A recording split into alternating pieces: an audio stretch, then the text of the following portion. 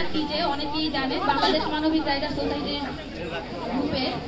তো আমি বলতে চাই নাই, আমি চাইছিলাম যে মিলি আপু বলে যাক, আমার আর দরকার নাই, বাট কিছু একটা জিনিস স্কিপ হয়েছে, তো এটা নিয়ে আবার একটু আলোচনা করতেছিলাম। পাশে দেখি ভাবি খুব ভালো মানে এরে ঘরে আমার দিকে তাকায় আছে, কারণ আমি রাজ ভাইকে নিয়ে কথাটা বলবো, যার কারণে ভাবি দেখি বলতেছে আমি কিন্তু প্রোডাক্ট দিতে রাজি মানে সে প্রোডাক্ট দিবে।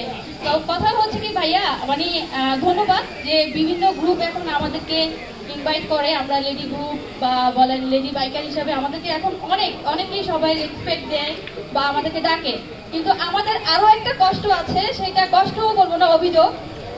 মেগা যে প্রোগ্রামগুলো হয়, আমি রাজ ভাইয়ের উদ্দেশ্যে বলছি যেহেতু আপনি আছেন সিনিয়র হিসেবে, তো মেগা প্রোগ্রামগুলো যে হয় গ্রুপের, যেমন ঢাকার বাইরে, আমাদেরকে কেন বলা হয় না? আমরা এটা একটা মানে আমি সবার পক্ষ থেকে এটা একটা অভিযোগ জানাচ্ছি, আমাদেরকে আমরা কি তাহলে পারি না?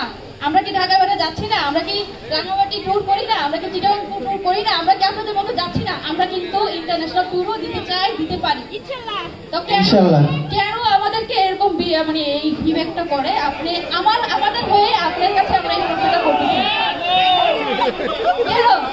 এটা বলা যাবে না। এটা আমরা চাই আপনাদের সাথে আমরা চ্যালেঞ্জে থাকি, চ্যালেঞ্জে থাকবো এবং ইনশাল্লাহ হ্যাঁ বসো।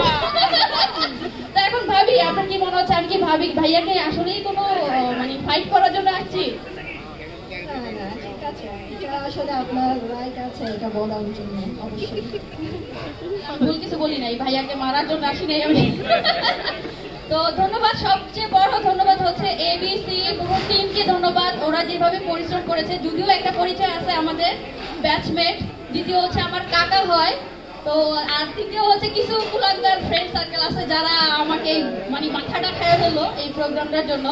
তো অসংখ্য ভালো হয়েছে, আমার খুব ভালো লাগছে এবং মানে সব আয়োজনগুলো খুব সুন্দরভাবে হয়েছে। যদিও এটা ভাইয়া না থাকলে হয়তো বা এতটা পয়েন্টলি হতো না, খুবই ভালো লাগছে। তো এই জন্য সবার কাছে শুভকামনা রইল, সবার জন্য অসংখ্য ধন্যবাদ। এই আর কি বলবো, এই আল্লাহ হাফেজ। ধন্যবাদ জানাই আপুকে।